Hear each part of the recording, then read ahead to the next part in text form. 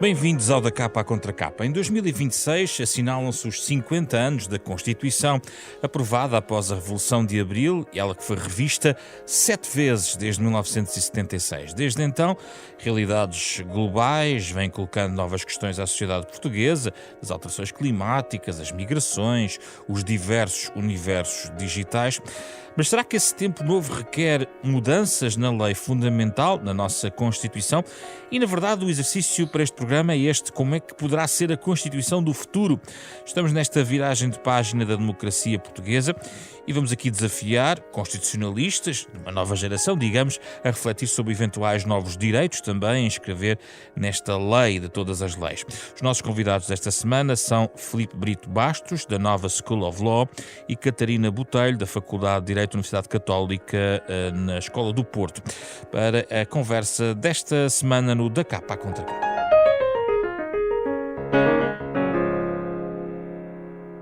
Muito obrigado pela vossa presença. Catarina junta-se a nós por via remota. Filipe está aqui em estúdio para esta conversa aberta sobre a Constituição. Filipe, 50 anos depois, a Constituição sofreu, enfim, várias revisões, mas também muito se passou nestes 50 anos de democracia. Podemos dizer que ela passou com distinção este teste de 50 anos? Aguentou-se, as revisões foram certeiras, não há propriamente um bloqueio constitucional. A minha pergunta é saber se portou bem a Constituição ao longo destes anos. Muito obrigado, José Pedro, muito obrigado pelo convite e cumprimento também a Catarina. Eu acho que a resposta à pergunta passará desde logo por sabermos o que é que constituiria aqui um stress test à Constituição. Isso. E o que é que seria a demonstração de se passou por testes de resiliência ou não. Eu diria que o ponto de partida deverá ser se a Constituição, sem ter perdido a sua identidade, sem ter perdido o essencial do que nos prometeu em 76 sobre a limitação do poder, a sua orientação e sobre o tipo de justiça social que queremos alcançar, se, mantendo a sua identidade no essencial, a Constituição conseguiu acompanhar-nos como povo à medida que não só a realidade mundial e europeia se foi alterando, mas também se foi acompanhando a evolução na nossa forma de pensar sobre o país que queremos E foi ser. acompanhando? Na minha opinião, sim. E isso devido a uma certa categorização que podemos fazer das revisões constitucionais. Eu diria que, assim, por alto e certamente simplificando bastante, as nossas revisões constitucionais, nos seus aspectos mais estruturantes, disseram respeito ou ao abandono das características mais acentuadas do processo revolucionário em 1982, quando deixámos de ter a tutela militar, quando acabámos com o Conselho da Revolução, Com o criado Tribunal Constitucional. criar o Tribunal Constitucional, e a perda de protagonismo do Presidente da República. A revisão de 89 foi um abandono não só da organização do poder político do período não tanto da reorganização do poder político que resultou do processo revolucionário, mas uma reorientação fundamental do programa da nossa Constituição Económica. Uma liberalização de base da economia, no fundo. Exatamente, uma liberalização da economia E depois tivemos 92 e 97. Correto. As restantes revisões constitucionais, diria eu, quer a de 92, quer a de 97, quer a de 2000 2001. Eu diria 2005, sobretudo, tiveram mais a ver com o passo seguinte nas nossas opções fundamentais como povo, que foi a integração europeia. Portanto, Tratado da União Europeia, Tratado de Maastricht, Tratado de Amsterdão. E o Tratado Constitucional, apesar desse não ter corrido tão bem, Exato. sempre prevemos a possibilidade de um referendo à sua aprovação. Mas, portanto, a Constituição acompanhou-nos fielmente nas mudanças que soberanamente e legitimamente fomos fazendo em relação à nossa trajetória como povo. Primeiro,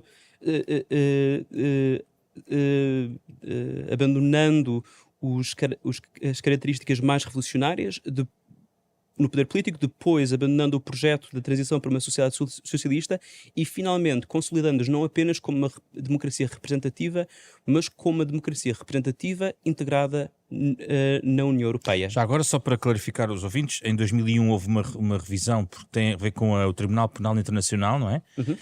E em 2004 houve uma revisão constitucional que também deu um pouquinho mais, aprofundou no fundo a autonomia das regiões autónomas, da região dos Açores e da Madeira. Portanto, naquela altura acabou o tal cargo do Ministro da República, passou a ser o representante da República, e houve outras alterações, naturalmente, e podemos falar sobre isto. Mas pronto, aqui estão mais ou menos explicadas as 7 revisões.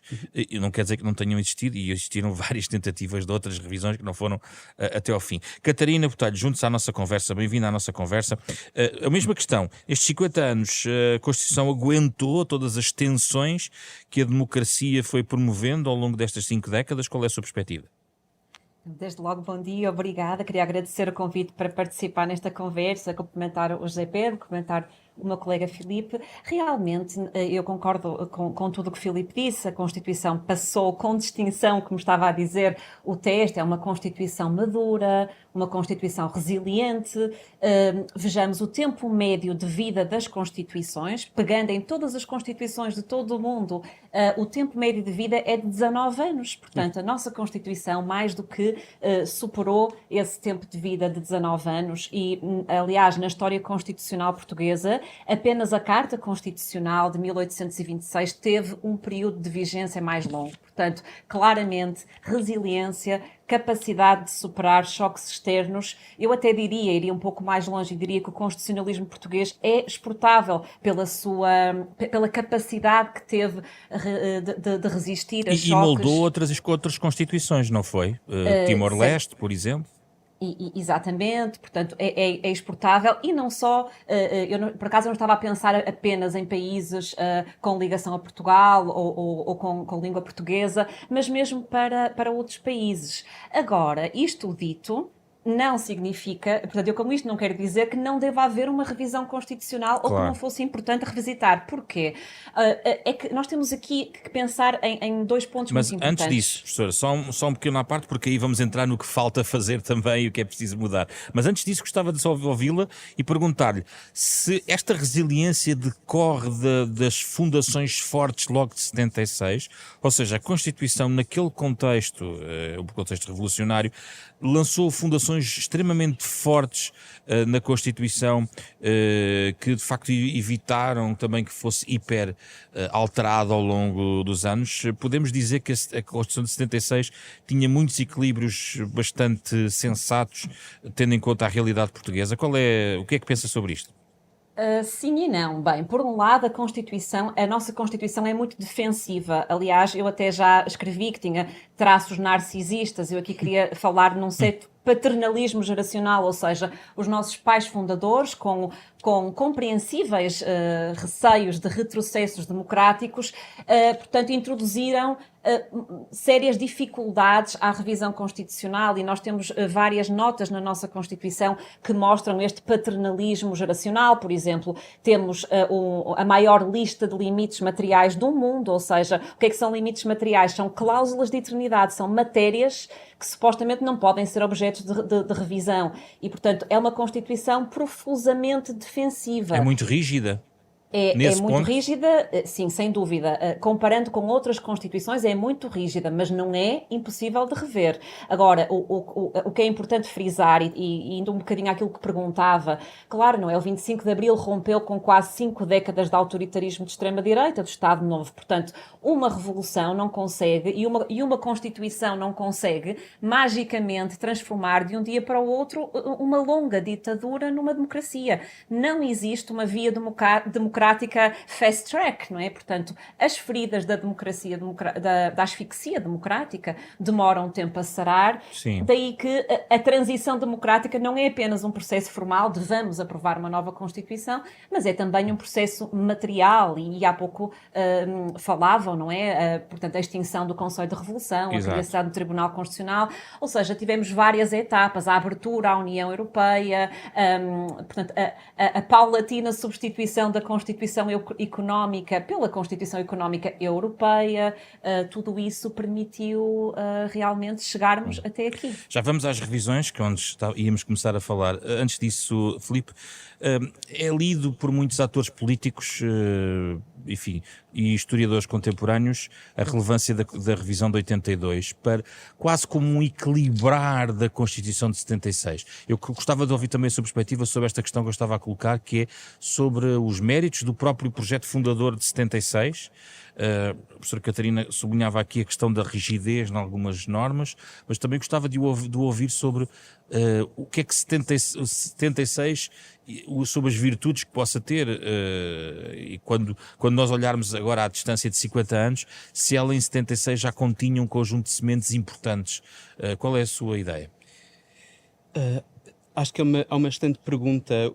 A revisão de 82, de facto, afastou-se de modo fundamental de várias das opções tomadas em 86.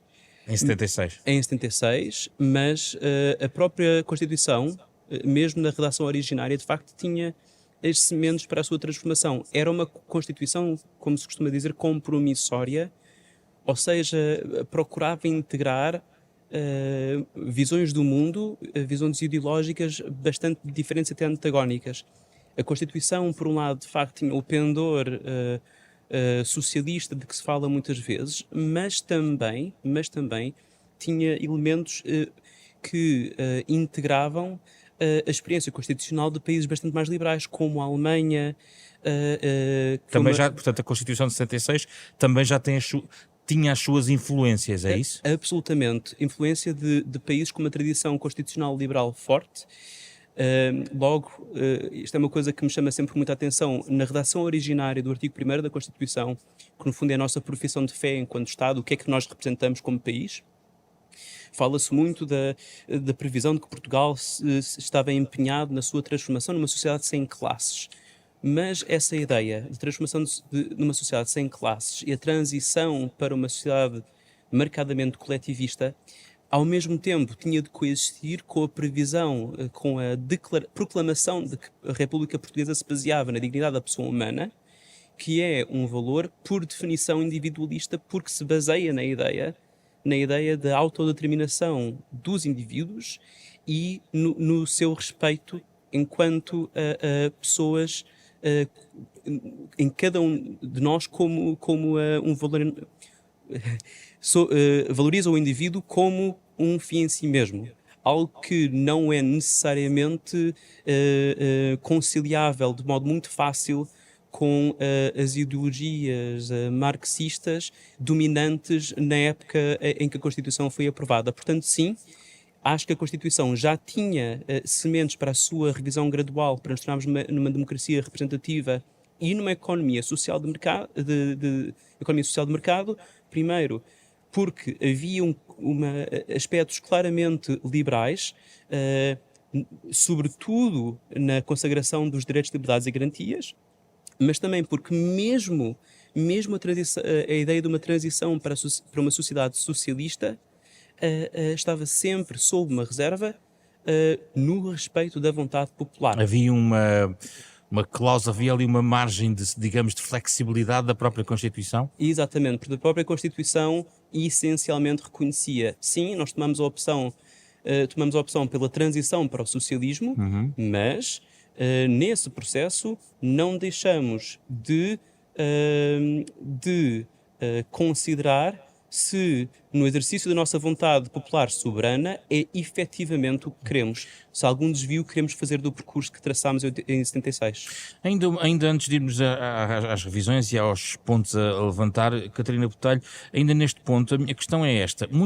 Há muita tinta gasta ao longo destes 50 anos sobre um aspecto da Constituição que é o seu preâmbulo. Alvo de jogo político, de discurso político, de confronto político.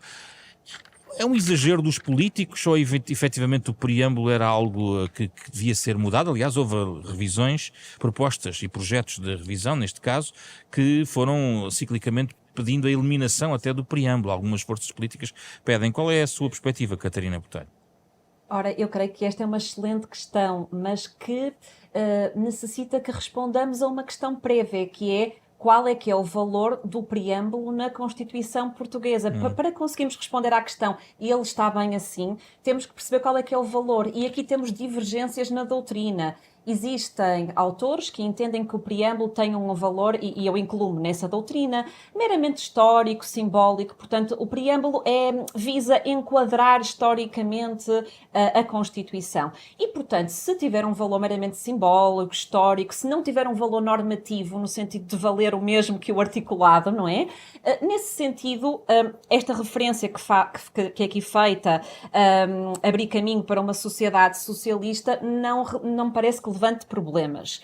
Agora, a questão é se nós entendermos como faz uma parte da doutrina e como é, por exemplo, o caso da Constituição Francesa, cujo preâmbulo tem valor jurídico, tem valor normativo. Aliás, o preâmbulo remete para a Declaração dos Direitos do Homem e do Cidadão e, portanto, tem ali remete para um catálogo de direitos fundamentais. Então, aqui já temos uma questão, porque se nós dizemos que o preâmbulo tem valor normativo, ou seja, que é a mesma coisa ao preâmbulo que o articulado, artigo 1º, 2º, 3º da Constituição, bem, então aqui eu creio que faria sentido como é que se diz? Uma alteração cosmética, ou seja, retirar a referência à sociedade socialista e alterar para sociedade solidária, por exemplo. Filipe, queria acrescentar sobre isto? Sim, eu em grande medida concordo com a Catarina. Acho que, de facto, há diferentes posições na doutrina. Acho que a ideia segundo a qual a Constituição, o preâmbulo da Constituição pode servir como um apoio interpretativo do resto, em abstrato, poderia fazer sentido, é o que fazemos com a lei. Mas quando o próprio texto da Constituição, o articulado, se afastou tanto do preâmbulo, acho que se pode duvidar dessa utilidade. Porém, eu diria que, tal como eu vejo esta discussão com o preâmbulo como algo análogo a outra discussão que se tem sobre se determinados monumentos a determinadas figuras históricas devem ou não permanecer intocados ou se devem substituir. E, na verdade, acho curioso, se me permite o tom de provocação, que muitas das pessoas que por vezes defendem que se devem conservar monumentos a figuras históricas controversas da nossa história colonial, ou não só, porque refletem a nossa história, muitas dessas pessoas, na verdade, defendem que se deve acabar com o preâmbulo, que também é um documento histórico de um determinado período da nossa Constituição. Acha que devia manter-se o preâmbulo como está ou fazer esta alteração cosmética? Eu acho Passar de socialismo a sociedade solidária, por exemplo? Digamos assim, eu afasto-me por completo do programa ideológico da Constituição de 76, pessoalmente. Ainda assim, acho que o preâmbulo deve permanecer no texto que já lá encontramos intocado. Acho, contudo, que se deveria acrescentar algo. Porque, de facto... Por exemplo, o nosso compromisso para com a integração europeia, algo que escolhemos como povo soberanamente. Por exemplo, a nossa dedicação à defesa universal dos direitos humanos, como Estado, nas nossas relações externas, e outras questões que se possam também incluir. Agora, o preâmbulo tal como está, foi algo que nos foi deixado pela geração que fez a Constituição. E por muito que se possa apontar à redação originária da Constituição e do projeto político que continha, esse preâmbulo reflete um determinado período histórico nosso enquanto povo, enquanto país. Eu diria, é um documento, é de certo modo um monumento, e como outros monumentos, quer concordemos, quer não, com aquilo que refletem, acho que a solução deve passar por respeitar a sua existência, mas também reconhecer que podem precisar de alguma clarificação e, sobretudo, na sua nova encarnação nos dias que correm, de uma explicitação de que, bem, mudamos de ideias. Vamos às revisões, Catarina Botelho, e começar há pouco por aí, dizendo algumas perspectivas do que gostaria que fazia sentido rever. Não sei se a minha dúvida é se isso vai falar-nos sobre o que podia ter sido feito nestes 50 anos, ou se quer já entrar nos próximos 50 na tal Constituição do futuro. Eu gostava só, aqui pegando um bocadinho naquilo que o Filipe estava há bocadinho a dizer, só dizer uma coisa. Eu penso que é importante desmistificar um tabu acerca da revisão constitucional. Rever a Constituição não é trair a Constituinte. Uma vez que o mundo está em perene mudança, importa atualizar a Constituição. Claro que a Constituição é pensada para ser um porto seguro de estabilidade, de moderação, de prudência. Claro que a Constituição deve estar protegida contra aquilo que chamam uma espécie de uma irritação de revisionito, ou seja, a banalização da revisão constitucional, ou mera cedência aos caprichos, à manipulação, ou, no fundo, à volatilidade, não é? Das periódicas maiorias conjunturais. E se nós repararmos, e há bocadinho nós estávamos a percorrer, não é, as datas da revisão, realmente houve ali um período em que tivemos sucessivas revisões em muito pouco espaço de tempo. 97, 2001, 2004, 2005. E nessa altura o professor Jorge Miranda, por exemplo, falava de um frenesim de revisão constitucional. Miguel Nogueira de Brito falava em cio constitucional. Portanto, realmente estava muito enfatizada a ideia de estamos a banalizar o instrumento da revisão constitucional. Realmente a revisão constitucional está a ser instrumentalizada para efeitos de retórica política estéril. Mas reparem, passaram 19 anos. Portanto, já passou o tempo médio de vida de uma Constituição. E esse argumento hoje em dia já não colhe. Não é? E das 7 revisões, 4 resultaram do processo de revisão ordinário, das cláusulas ordinárias de revisão da Constituição, ou seja, apenas 3 em processos extraordinários. Sim, e esses processos extraordinários são, por norma, revisões muito cirúrgicas e precisas, ou seja, é uma alteração de uma ou duas normas. As revisões que, como está a dizer, foram mais profundas e portanto, um pouco mais extensas, não é? Foram essas 4 ordinárias de 82 e de 89, que foi a depuração das metanarrativas socialistas, não é? E depois a de 97 e a de 2004. Agora, basicamente, o estado de coisas neste momento é o seguinte: há quem esteja a favor de uma revisão, há quem esteja a favor de se manter tudo como está, portanto, não precisamos nada de revisões constitucionais, a nossa Constituição está perfeita, é fantástica. Isto aqui, reparem, de certa forma, não existem Constituições perfeitas, não existe perfeição constitucional. Claro que o facto de estarmos há 19 anos sem uma revisão constitucional é sinal de saúde democrática, é sinal de maturidade democrática. Mas, professora, no último digamos, o projeto de 2022, portanto, o processo foi aberto em 2022, se olharmos para o posicionamento dos partidos com assento parlamentar, eles apresentaram 393 propostas de alteração, revogação e aditamento de artigos da Constituição. Isto o que é que nos diz sobre a Constituição que temos?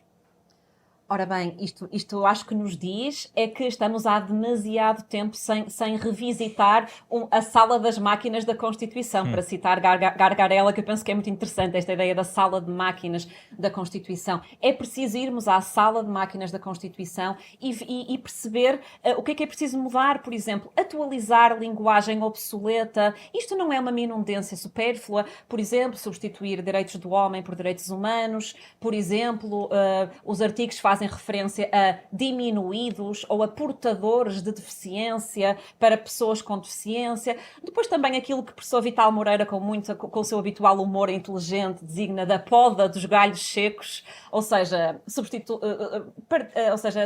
não é? A Constituição Económica. Portanto, importa realmente olhar para a Constituição, revisitá-la e nesse último projeto de revisão constitucional de 2022, é verdade que existiam inúmeras propostas e que era impossível chegar a um acordo de 2/3 dos deputados para grande parte dessas propostas que fala. Realmente, aliás, numa apresentação comparada dos projetos de revisão constitucional, penso que são cerca de quase 500 páginas de propostas. São muitas propostas. Sim.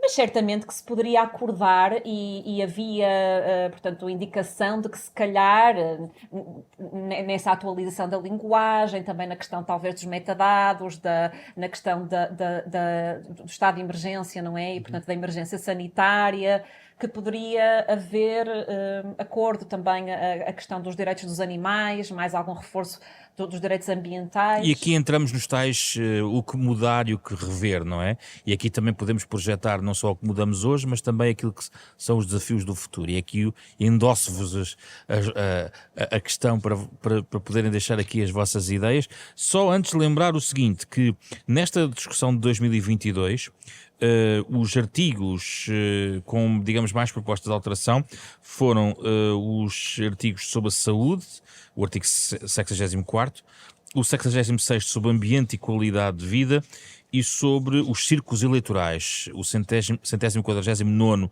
artigo da Constituição. Estes tiveram propostas de 7 alterações, por exemplo, e, portanto, havia muita proposta dos partidos de mudar estes em particular. Depois há outros que estão muito próximos, as tarefas fundamentais do Estado, os direitos dos trabalhadores, propostas sobre relações internacionais e até sobre a expulsão, extradição e direito de asilo.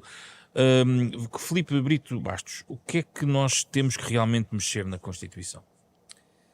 Pois, essa é uma pergunta a qual só poderemos verdadeiramente responder gradualmente nos próximos 50 anos. Mas dito isto, acho que não sendo possível fazer futurologia, que podemos já antecipar que há determinados desenvolvimentos que certamente vão exigir muito das constituições de Estados em geral e em relação às quais acho que a Constituição, a nossa, em alguns pontos está, na verdade mais equipada para enfrentar, noutros, mais ou menos como as outras e alguns aspectos em que de facto deve mudar. Vamos a isso. Sim.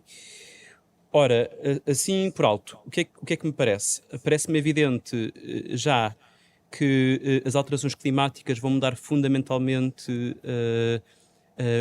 a nossa experiência como cidadãos e indivíduos, porque vão gerar certamente mais instabilidade, não apenas do ponto de vista de efeitos meteorológicos extremos, mas também do ponto de vista das migrações e também da ocorrência de novas pandemias. Portanto, o que é que as alterações climáticas nos podem trazer?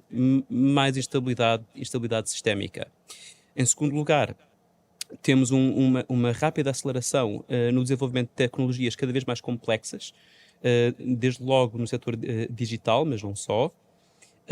E, por fim, temos, com a globalização, uma concentração cada vez maior de poder económico. O que é que eu acho que isto quer dizer? Parece-me que quer dizer que, para responder a esta maior complexidade técnica, científica, o próprio Estado vai ter de desenvolver capacidades técnico-científicas mais robustas e parece-me que, para gerir mesmo este crescimento e consideração do poder económico, novas formas de desequilíbrios de poder, também o Estado vai ter de intervir aí para regular, não tanto para prestar ele próprio.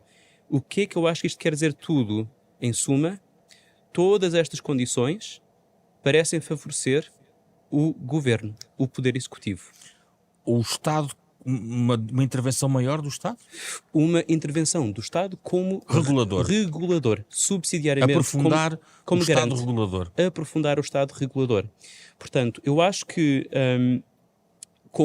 sempre que temos necessidade de especialização técnica na governação, sempre que temos instabilidade, há um poder do Estado que sobressai, que ganha maior protagonismo. É o poder executivo. Acho que a nossa Constituição, na verdade, desse ponto de vista, talvez esteja mais bem equipada para responder do que outras, justamente porque o nosso governo, algo bastante único na experiência constitucional comparada, goza de poder legislativo por regra concorrencial com o Parlamento, o que lhe permite muito maior agilidade, responder a novos desafios e a questões que precisem de uma resposta urgente, muito mais rapidamente do que seria o caso através do processo deliberativo em parlamentos. Portanto, defende um aprofundamento também do poder executivo, das competências, por exemplo, do poder executivo? Eu não o defendo, parece-me que é inevitável. E como é inevitável, acho que o grande desafio não será tanto se o poder executivo vai ganhar mais poder. A mim parece-me que, queremos quer não, é o que vai acontecer em Portugal e noutros países. A questão é como é que podemos criar novos contrapesos ao poder executivo. É isso. É isso. E como é que fazemos isso? Pois, tenho alguns palpites, mas não mais do que isso. Vamos lá. Bom, acho que a especialização técnica, a especialização técnico-científica pode, de facto, significar uma maior presença do Estado como regulador, mas nessa atividade como regulador, ou em geral na utilização de conhecimentos técnico-científicos, a verdade é que os tribunais não estão nas melhores condições de controlar esse uso de ciência pelo Poder Executivo. Aliás, os nossos tribunais administrativos recusam-se a fiscalizar a chamada discricionariedade técnica, que são juízos científicos, técnicos, usados pela administração pública. Ora, no futuro, com a necessidade de um Estado capaz de tomar decisões altamente técnicas, porque a própria economia está cada vez mais complexa, mais tecnológica, e isto vai gerar um problema de controle jurisdicional. A resposta poderá estar, eventualmente, na criação de mais entidades administrativas independentes, independência consagrada ao nível constitucional também.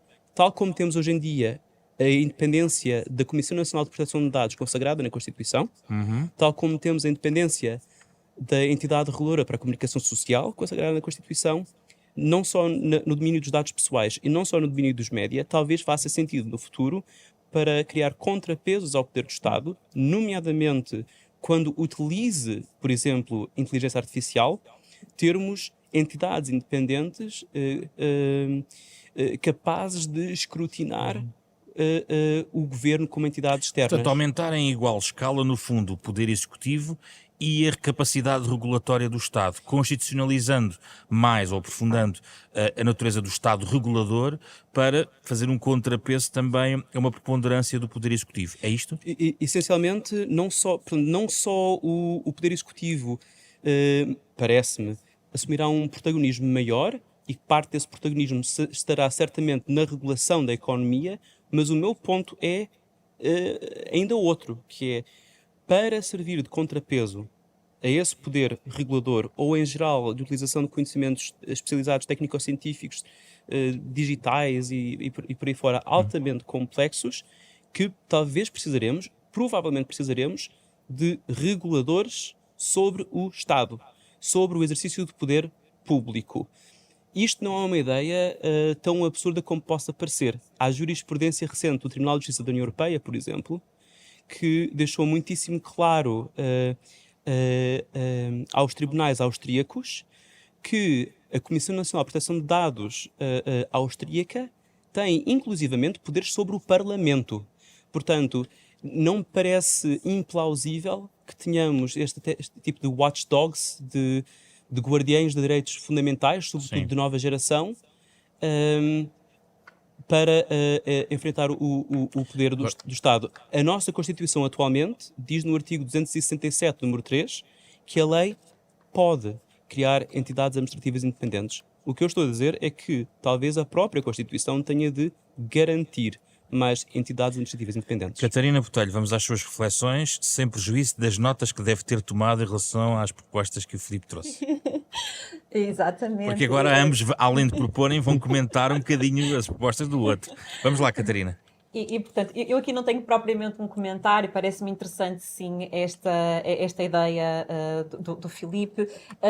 O meu comentário era um bocadinho mais genérico, e se me desculparem, voltar aqui a estes temas porque, por exemplo, nesta última proposta de revisão constitucional tivemos várias propostas de introdução de novos direitos, por exemplo, direito à água, direito ao bem-estar animal, não é? Uhum. E podemos pensar, ok, então a Constituição do futuro deve ser uma Constituição ainda mais apetrechada, não é? Mais direitos fundamentais, melhores direitos fundamentais. Só que aqui é permitida alguma hesitação, porque muitas vezes há uma excessiva simplificação nesta ideia de quanto mais melhor. Eu, em rigor, não tenho propriamente objeções à consagração de novos direitos ou de novas dimensões de direitos que já existam. Por exemplo, o direito ao esquecimento, no direito à autodeterminação informativa, por exemplo, sei lá, a discriminação algorítmica, que também também falava ao Filipe há pouco quando referia, não é, as questões dos direitos das novas tecnologias. Eu queria só apenas alertar para o caráter, por vezes, aspiracional de algumas destas propostas e para o risco, novamente, de instrumentalização política, porque se estes novos direitos fundamentais forem uma espécie de, e agora citando novamente Gargarella, cláusulas dormidas, portanto, de disposições adormecidas, isto irá, no fundo, culminar numa perda de fé na Constituição. As pessoas vão Está olhar lá para a tudo, Constituição. mas não está lá muito? Exatamente. É isso? Um divórcio entre a Constituição escrita, o que está lá escrito, e a Constituição real. E agora, usando um exemplo que um colega meu, portanto, professor nos Estados Unidos, o Richard Albert, quando veio dar uma aula inaugural aos meus alunos de Direito Constitucional, os meus alunos acharam este exemplo muito interessante e talvez os nossos ouvintes também gostassem de o ouvir, que é, então, as 10 constituições do mundo que protegem o maior número de direitos fundamentais, portanto, vamos a todas as constituições do mundo e vamos contar o número de direitos fundamentais. Então, quais são estas constituições? Equador, Brasil, México, Cabo Verde, Angola, Venezuela, Bolívia, Sérvia, Arménia e Portugal. Ora bem, destas 10 constituições, nenhuma delas, e portanto eu repito, nenhuma destas 10 constituições estão no top 10 dos rankings da qualidade da democracia. Portanto, o que é que eu quero dizer com isto? Não é por insuficiências do texto constitucional que não se mitigam, por exemplo, as desigualdades constitucionais, porque a mera constitucionalização de direitos não vai garantir a sua eficácia prática. Portanto, as constituições sozinhas não conseguem, assim, ao jeito de um toque de Midas, não é? Tudo transformar em ouro. É necessário, não é necessária aqui uma visão holística de uma sociedade civil atenta, de um poder político que respeite efetivamente a Constituição. Mas duas questões. Uma tem a ver com novos direitos ou aprofundamento. Concorda com estas áreas, ou seja, alterações climáticas, universos digitais? Para si há alguma coisa que seja de facto premente em relação a estas realidades? Esta era uma primeira parte, que se calhar já vou à segunda. Eu acho que, portanto, era interessante sinalizar, sem ser talvez excessivo, mas com toda a honestidade, também digo que algumas dessas reflexões, ou seja, alguma dessa proteção se pode retirar por via inferida. Não nos esqueçamos que a Constituição Portuguesa tem já um dos maiores catálogos de direitos fundamentais do mundo, por exemplo, direitos sociais, a maior da Europa, e, portanto, é possível retirar proteção dessas realidades através de outros direitos. Interessante talvez fosse, a meu ver, e eu já defendo isto há muitos anos mesmo, desde a altura do meu mestrado, já há muitos anos atrás, a introdução do recurso de amparo constitucional para Portugal, e é interessante que várias propostas de vários partidos sugerem e recomendam a implementação desse recurso de amparo, que no fundo, só para explicar assim muito sucintamente o que é o recurso de amparo, senão, mas basicamente é a possibilidade de os cidadãos protegerem os seus direitos fundamentais contra, no fundo, violações desses direitos fundamentais provocadas por qualquer ato jurídico, pode ser uma decisão administrativa, uma própria decisão judicial também, ou um ato normativo. Têm existido objeções, sobretudo objeções de índole pragmática e técnica, porque isto poderia levar, portanto, nós já temos um país, não é, com muitos recursos e com muita dilação e com uma justiça muito demorada, e que isto poderia, no fundo, agravar esse problema, poderia inundar o Tribunal Constitucional com recursos, mas também haveria maneiras de se contornar esse problema. Mas isso existiu, não era a minha pergunta, mas isso existiu. Eu estava a ler um artigo da professora Teresa Violante, onde sublinhava exatamente estes últimos dias no Expresso. Ela falou sobre o tempo da Troika, onde o Tribunal Constitucional foi, na opinião dela, a última linha de defesa da soberania nacional, e o contributo do Tribunal Constitucional foi de forçar na altura os credores a considerar alternativas a um conjunto de decisões face àquilo que seria a necessidade portuguesa, ou seja, foi um instrumento para contestar algumas opções de política. Houve um exagero aí, professora? Mas, portanto, não podemos misturar o recurso de amparo é uma coisa, a jurisprudência Certo. da Troika é outra. Portanto, nós não temos recurso de amparo em Portugal. Sim. Agora, se me está a perguntar relativamente à jurisprudência do período da Troika, Sim. bem, isto sem prejuízo de eu concordar com umas decisões, de discordar de outras decisões, de concordar com alguns votos de vencido e com algumas declarações de votos, Claro. que é um tema que eu realmente também pesquisei muito, mas que é um tema muito complexo para, então, brevemente tratarmos. Só dizer que realmente o Tribunal Constitucional obteve uma enorme visibilidade, também até do ponto de vista internacional, e aqui o Filipe deve certamente acompanhar não é esta ideia de que realmente não havia assim um interesse por aí além no constitucionalismo português, certo? E assim de repente ganhou uma proeminência surpreendente. Em conferências internacionais e todo o interesse enorme, portanto, somos muito contactados para efeitos de compreender como é que é o constitucionalismo português. Isso foi bastante positivo. Acho que reforçou muito também a internacionalização do nosso Tribunal Constitucional, porque tal como eu dizia que acho que a nossa Constituição é exportável, também acho que a nossa jurisprudência constitucional é exportável e de elevada qualidade. E o facto de termos decisões integralmente traduzidas para inglês, as mais importantes, os leading cases, é muito importante. Eu dou só um exemplo. Por exemplo, Portugal, contrariamente ao que se passou na Alemanha ou em Itália, em Portugal o Tribunal Constitucional decidiu por unanimidade, o que é realmente também raro, não é? Num Tribunal Constitucional, por unanimidade, o princípio do primado da União Europeia, ou seja, da supremacia do direito da União Europeia. Isso foi um não assunto. E eu, quando comento isto com colegas internacionais, realmente causa até estupefação. Porque realmente a nossa Constituição consagra o primado, é verdade, no artigo 8º, número 4, mas consagra-o também numa linguagem um bocadinho que permite interpretações contrárias, quando no final salvaguarda os princípios jurídicos fundamentais Deixa-me só do aqui Estado de perguntar ao Direito. Filipe se acha que no tempo da Troika houve uma atuação, ou no fundo este constitucionalismo que estávamos aqui a falar, porque algumas pessoas, sobretudo atores políticos, eventualmente podem ter verbalizado ou pensado na questão do bloqueio, ou seja, o Constitucional poder bloquear opções políticas de eventual, enfim, legítimas. Testou os limites do constitucionalismo português, este período? Bom, é uma pergunta de facto bastante controversa, foi algo de facto que dividiu não só a sociedade portuguesa, mas mesmo os constitucionalistas e publicistas na altura em geral.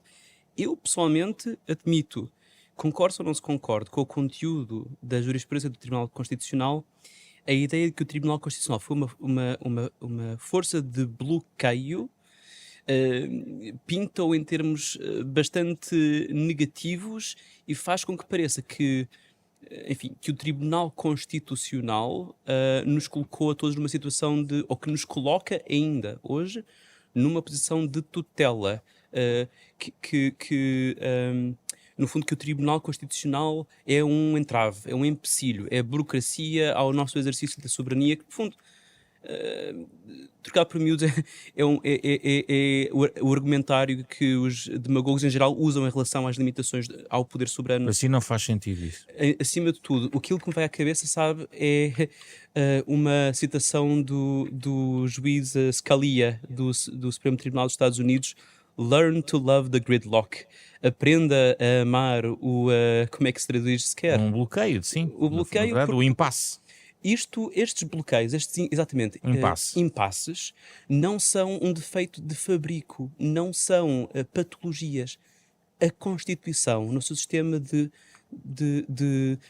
pesos e contrapesos, no seu sistema de separação e interdependência de poderes, está feita precisamente para nenhum órgão, ter o poder absoluto sobre a trajetória do nosso Estado. E, portanto, poder-se-á dizer foi o Tribunal Constitucional, é ainda hoje o Tribunal Constitucional uma força de bloqueio, e tem-se de novo ouvido falar disto a propósito de eutanásia, certo? A minha resposta é: o Tribunal Constitucional é uma de várias peças na nossa separação de poderes. Não é tanto caso de haver um impasse, é um caso de haver órgãos do Estado que limitam o poder uns dos outros com igual legitimidade constitucional. E o equilíbrio, na sua perspectiva, está mais ou menos estabilizado e não há que mexer muito aí, no equilíbrio dos vários poderes, digamos assim. Entre o Tribunal Constitucional e o Parlamento? Ou entre os vários órgãos? Entre o Tribunal Constitucional e o Parlamento, por exemplo. Ou entre o Tribunal Constitucional e o Governo? De facto, na jurisprudência constitucional dos tempos da Troika, houve uma discussão que se teve várias vezes, que é em que medida é que o Tribunal Constitucional deve, simplificando, não é, impedir uma lei inconstitucional quando essa inconstitucionalidade não for manifesta. Qual a chamada margem de conformação do legislador em situações em que não haja uma, digamos, consensual violação de um princípio ou direito fundamental. Talvez nos casos debatíveis fosse de reconhecer uma maior autonomia ao legislador, o legislador que nós legitimamos através do voto, não é? Do que porventura se reconhece hoje. Eu acho que esse equilíbrio de poder dependerá muito de caso para caso e, na verdade, de domínio da vida para outros domínios da vida. Mas vai colocar atenção na fiscalização preventiva, não apenas, mais do que a sucessiva. Não necessariamente. Não? Em geral, o dilema é sempre, eu diria que o dilema essencial é sempre o mesmo, independentemente do tipo de fiscalização constitucional, da constitucionalidade que estivermos a falar. O dilema é, tendencialmente, quais os limites à margem de conformação do legislador. Onde é que está o equilíbrio entre sermos um país governado por juízes ou sermos um país que ignora a própria Constituição? Estes são dois extremos, certo?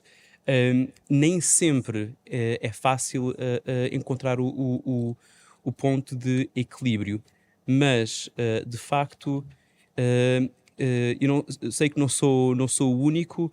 Um maior reconhecimento da autonomia, da margem de conformação do legislador, acho que seria uma posição que o Tribunal Constitucional poderia assumir mais. Catarina Botelho, há pouco o Filipe sublinhava aqui a necessidade, refletia sobre a necessidade ou a inevitabilidade do governo poder ter mais preponderância e também associar a isso, do ponto de vista constitucional, a um aprofundamento do Estado regulador. Partilha desta ideia? Sim, eu creio que de certa forma caminhamos um pouco para aí. Aliás, a própria pandemia, não é, demonstrou isso. Claro que, e como também há pouco se disse, obviamente que executivos mais musculados, não é, levantam a questão de risco de colocar em causa as nossas métricas da qualidade da democracia e o risco até mesmo de autocratização, que é muito mais elevado em Estados, portanto, isto é um estudo empírico, não é? Muito mais elevado em Estados que têm o poder executivo bastante reforçado. Daí a necessidade de se criarem contrapesos. E também parece interessante essa aposta nas entidades administrativas independentes, os outros mecanismos de checks and balances funcionarem devidamente, não é? Portanto, aqui, lá está, é uma responsabilização bastante mais ampla. Mas me é permitida só uma pequenina consideração relativamente àquilo que estavam a dizer. É interessante ver realmente o papel das jurisdições constitucionais nos vários países, mas também temos que pensar numa coisa importante, que é os tribunais constitucionais e as jurisdições constitucionais, porque há países, por exemplo, os Estados Unidos, não tem tribunal constitucional, mas é o Supremo que tem. Estas jurisdições constitucionais, elas aplicam a Constituição que têm. Portanto, podemos ter tribunais que nos pareçam assim mais interventivos, mas é porque a própria Constituição atribui mais competências a esse tribunal, consagra também uma Constituição muito mais maximalista do que uma Constituição minimalista. Por exemplo, na Constituição norte-americana, não é que é uma Constituição mais minimalista, a ideia de autocontenção jurisdicional compreende-se menos, se calhar, no Brasil, pois, mas realmente o facto do Brasil não é ter uma Constituição tão aspiracional, tão compromissória, tão maximalista, também vai levar a problemas na separação de poderes entre o poder legislativo e o poder judicial. Mas muitas vezes quando dizemos aquele tribunal é ativista, nós no fundo... reparem, este rótulo ativista é um rótulo um bocadinho vago, sozinho não diz nada, porque tanto pode ser... O que é uma decisão ativista? É uma decisão que, no fundo, vá para além das competências que lhe são atribuídas, e aí estará errado. Agora, não podemos dizer que a decisão é ativista se nós não concordamos com ela, e muitas vezes, quando usamos este rótulo, é um ativista, é porque não concordamos com a decisão. Como é que podemos casar a nossa soberania com o enquadramento europeu que temos? Filipe, gostava de lhe perguntar isto porque com o aprofundamento da integração, da incerteza também sobre o projeto europeu nos próximos 50 anos, na verdade, mas há um conjunto de decisões e de legislação que tem uma base europeia. Como é que podemos casar o constitucionalismo português, a nossa soberania também, com a necessidade de chegar, digamos, ao plano europeu ligados com os outros? É uma excelente pergunta, mas na verdade o que eu estava a pensar agora enquanto ouvia a Catarina falar vai um pouco como uma espécie de ponte entre as duas perguntas, porque de facto o nosso Tribunal Constitucional, aliás eu diria que a nossa cultura jurídica em geral, é muito aberta a experiências estrangeiras. Eu acho que o ouvinte não jurista ficaria provavelmente muito surpreendido por saber o quão frequentemente o nosso Tribunal Constitucional cita doutrina e jurisprudência italiana ou alemã, e não só. É normalíssimo olharmos para as experiências de outros países parecidos com o nosso, em termos de arquitetura constitucional, para nos inspirarmos no que fazer. Em particular, os países da União Europeia, pela sua proximidade geográfica e por enfrentarem essencialmente os mesmos desafios geopolíticos, económicos, tecnológicos que nós, serão no futuro fontes de inspiração que nos poderão ajudar, nós próprios, como país, a responder a essas questões também do ponto de vista constitucional. Portanto, isto por um lado. Por outro lado, eu acho que a forma como, tendencialmente, a relação entre a nossa Constituição ou Constituições em geral e a integração europeia tendem a ser explicadas parte de um ponto de partida que nem sempre me parece evidente, que é que a integração europeia é uma concessão que fazemos da nossa soberania, que a integração europeia necessariamente representa um sacrifício da nossa soberania. Em última análise, a discussão do federalismo, digamos assim. Sim.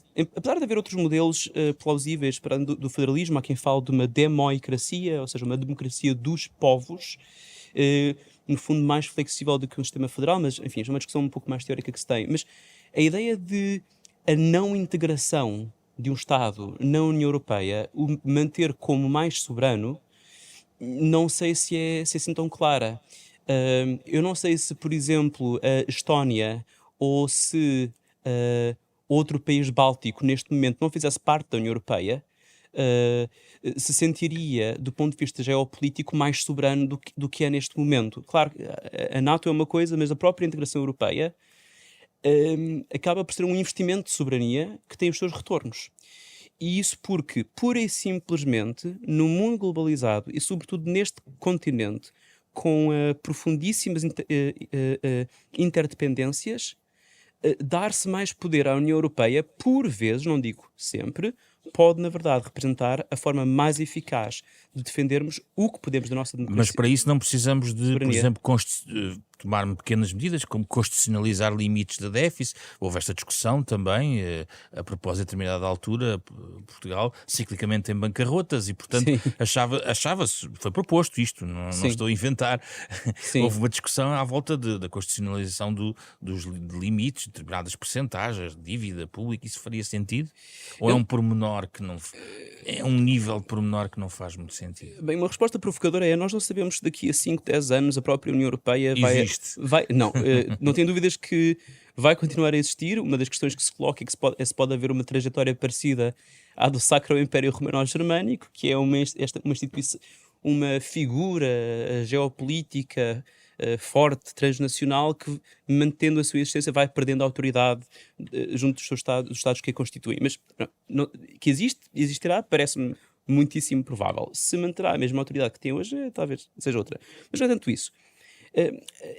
O estabelecimento de limites constitucionais ao endividamento público é, de facto, uma discussão que se tende a ter, uma discussão que está muitas vezes na ordem do dia devido ao endividamento excessivo de Estados, não apenas Portugal, mas não sei se podemos ter a certeza absoluta de se a própria União Europeia, sobretudo olhando para as taxas de crescimento económico que se vêem em todos os países da zona euro, adorará, no médio e longo prazo, limites ao endividamento público, se esses representarem excessivos sacrifícios do ponto de vista de investimento público, investimentos estratégicos, se é algo que a União Europeia, de facto, quiser realizar mais. Portanto, acho que não devemos assumir que uma maior adaptação da nossa Constituição à integração europeia, que as necessidades de adaptação se darão tanto do ponto de vista macroeconómico de política monetária. Aquilo que eu dizia há pouco, da defesa de direitos fundamentais numa era mais digital, talvez por aí seja o caminho em que a Constituição talvez tenha de fazer uma reflexão um pouco desconfortável, que é, no mundo em que a economia e a consideração do poder económico de grandes atores digitais é cada vez mais desterritorializada e individualista, o facto de a Constituição da República Portuguesa se aplicar a Portugal significa que tem um âmbito territorial limitado. Nós vamos ter de aceitar, dado ponto, que a Constituição não pode proteger, em breve não poderá proteger os direitos fundamentais dos portugueses sozinha. Acho que a integração europeia e a aplicação da Carta dos Direitos Fundamentais da União Europeia será importante. Acho que a cooperação entre as nossas entidades administrativas independentes, como a Comissão Nacional de Proteção de Dados, que eu referi há pouco, com entidades homólogas de outros Estados-membros, será essencial, porque as ameaças para os nossos direitos fundamentais podem ser causadas num Estado-membro, mas os efeitos podem se sentir noutros.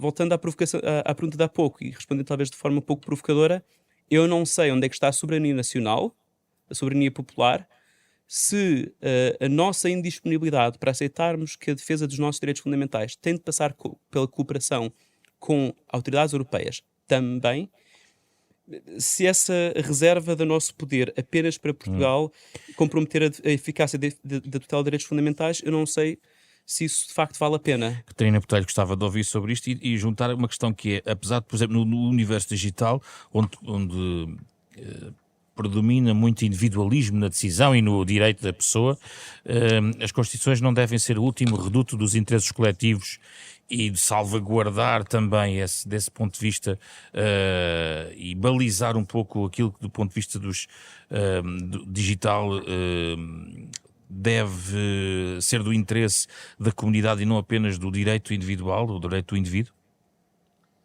Eu creio que sem dúvida, aliás, e se nós olharmos para aquilo que poderão ser os próximos 50 anos, não é? Eu creio que realmente o constitucionalismo do futuro será um constitucionalismo digital e daí a importância de todos estes aspectos que o Filipe acabava de referir, não é? Eu acrescentaria, ainda quanto a isso, por exemplo, pensemos no recentemente aprovado Pacto Europeu sobre a Inteligência Artificial, que provavelmente será mimetizado do outro lado do Atlântico, em que portanto, já está também em fase avançada vários processos legislativos e nós hoje em dia, aquela expressão que nós costumamos ensinar aos nossos alunos do constitucionalismo multinível é muito interessante, porque realmente existem vários níveis de constitucionalismo. O constitucionalismo nacional nunca irá desaparecer, porque obviamente que cada Estado tem a sua tradição constitucional que é própria, mas depois temos o nível da União Europeia, é fundamental, importantíssimo, a Carta dos Direitos Fundamentais da União Europeia, a compaginação com as Constituições Nacionais, e também um outro nível que nos falta, penso ainda aqui referir, que é o nível podemos chamar assim, do transconstitucionalismo ou do constitucionalismo global. Pensemos, por exemplo, a Organização Mundial de Saúde, a arbitragem internacional. Cada vez mais existem espaços constitucionais para além do próprio Estado, do território do Estado per se. Estou a pensar nas alterações climáticas, em particular. Por exemplo, muito Uma natureza relevante global e a preponderância dos entendimentos globais e dos compromissos globais.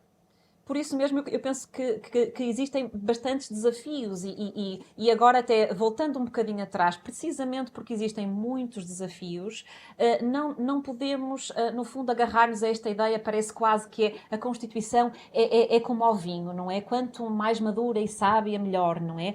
Quanto mais sábia, melhor, sim, mas é como o vinho. O vinho envelhecido supostamente é bom, mas, no entanto, nada nos diz que ele está, por exemplo, oxidado.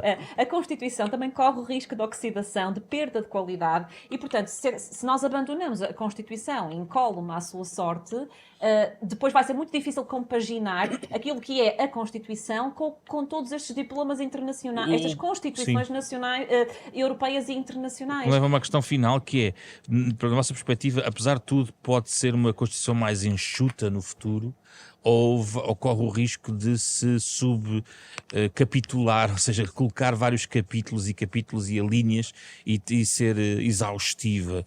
Exaustiva ou mais concisa? No fundo, esta questão. Filipe, comece por si. Eu devo dizer que a expressão que a Catarina usou há pouco achei muito intrigante e concordo em grande medida, a ideia de paternalismo geracional. Há um autor cujas ideias eu não adiro de todo na íntegra, mas adiro a uma que me parece interessante. Edmund Burke, o pensador conservador, dizia: as constituições não são um pacto entre os vivos. São um pacto entre os vivos, os mortos e os que estão ainda por nascer. No fundo, são um acordo, um pacto que se faz através de gerações. Ora, a verdade é que com a geração que fez o 25 de Abril e a Constituição de 76, essa geração deixou à minha geração, por exemplo, e às gerações que nos vão suceder, um caderno de encargos bastante exigente. Deixam-nos com uma Constituição rígida, uma Constituição muito extensa, e que, por ser tão extensa e por ser tão ambiciosa e por nos vincular a tanto, talvez de facto corra o risco de se tornar desatualizada à medida que novas realidades forem surgindo. Essa ideia de nós sermos tanto herdeiros como se quisermos, donatários, de tanto herdarmos uma Constituição como a passarmos à geração seguinte, essa ideia parece-me que não só nos deve fazer refletir sobre como respeitar o legado da Constituição de 76, tal como a recebemos, mas também o nosso direito, enquanto novas gerações, de adaptarmos a Constituição às nossas novas necessidades e às nossas alterações no modo de ver o mundo e naquilo que queremos para o país. Portanto, deve a Constituição ser mais enxuta? Eu creio que sim. E mais flexível? Eu diria provavelmente também mais flexível, certamente mais aberta no sentido que a Catarina estava a referir. Menos programática? Menos programática, mais aberta às alterações que resultem do princípio democrático. Ou seja, nós temos como povo o direito a mudar de opinião, de ir mudando de opinião periodicamente através das eleições. Mas essa Constituição permite, a atual. A Constituição permite, mas a verdade é que nós não sabemos se nos próximos 50 anos o caderno de encargos exigente que temos na Constituição não poderá resultar como irrealista. E, como dizia a Catarina há pouco, mas espero estar a reinterpretar as palavras bem, quanto maior desfazamento houver entre as promessas de uma Constituição e a sua realização na vida, no dia-a-dia das pessoas, menos legitimidade ela terá aos olhos das pessoas a quem se aplica. E, portanto, menos fé haverá na nossa arquitetura constitucional. Eu acho que manter-nos a fé na nossa arquitetura constitucional será muitíssimo importante, sobretudo se o mundo mudar tanto nos próximos 50 anos como pensamos.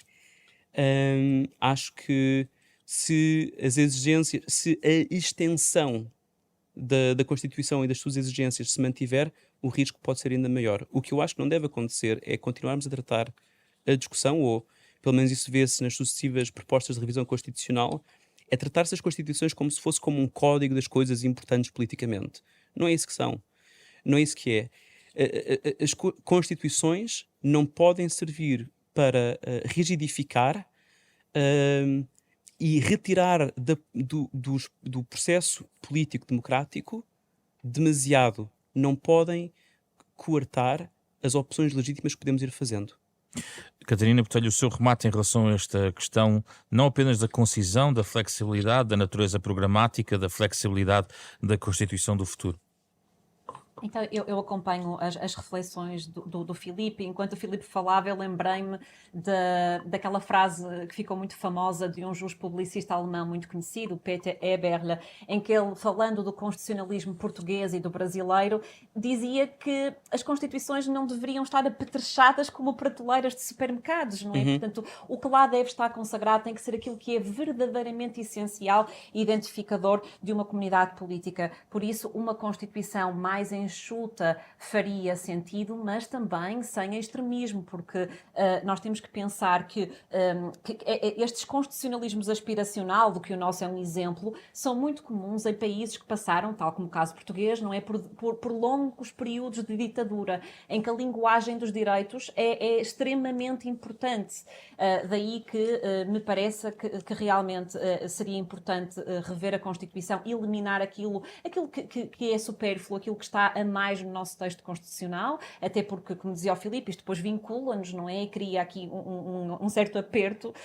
Claro que, também, por outro lado, se nós pensarmos, não é, num país onde o sonho comanda a vida, aqui pensando em António Gedeão, claro que alguma dose de aspiracionalismo como que nos corre nas veias, não é? E nos parece incontornável. E daí que acho que o nosso modelo não deva mudar radicalmente de uma das constituições mais longas do mundo, para agora, de repente, pegar aqui numa tesoura e começar a cortar as normas constitucionais. Eu penso que, no fundo, e para concluir a reflexão, um bom desenho constitucional é uma Constituição que não é muito fácil de rever, mas que não é impossível de alterar, que é a nossa também, não é? A moderação parece-me ser um melhor caminho, na medida em que não fecha as portas à abertura constitucional, mas também não as vai abrir escancaradamente. E, para terminar, a nossa Constituição é uma Constituição como todas as outras, ou seja, é uma Constituição perfeitamente imperfeita, porque não existem Constituições perfeitas. Nós poderíamos reunir na Assembleia Constituinte as mentes mais brilhantes em cada um dos domínios, podíamos ter uma representação paritária de homens e mulheres, e ainda assim não conseguiríamos aprovar uma Constituição perfeita, porque as Constituições são sempre, de certa forma, uma manta de retalhos, um mosaico, é um texto fragmentado, é um projeto inacabado. E, portanto, eu penso que isto também não nos deve esmorecer a nossa confiança, não é? Agora, também não devemos ficar... Esta perda de fé na Constituição não nos deve fazer esmorecer. No entanto, até algo inesperadamente, podemos dizer que existe uma certa sabedoria, uma sabedoria serena em aceitarmos a imperfeição, incluindo a imperfeição constitucional. Muito obrigado pelas vossas reflexões, Filipe Brito Bastos, Catarina Santos Botelho, os nossos convidados para olhar sobre a Constituição do futuro, também olhando para os 50 anos da democracia e os 50 anos da Constituição de 76, que serão assinalados em 2026. O contributo, para quem quiser refletir sobre o assunto, vai estar na íntegra sempre em plataformas digitais, na versão podcast deste programa, onde ele está na íntegra disponível. Um programa com o genérico original do pianista Mário Lajinha, programa da Renascença em parceria com a Fundação Francisco Manuel dos Santos. Esta semana com Rui Campos, Miguel Marchão, André Peralta, Ana Marta Domingos e José Pedro Frazão. Na próxima semana voltamos para debater outro tema neste programa.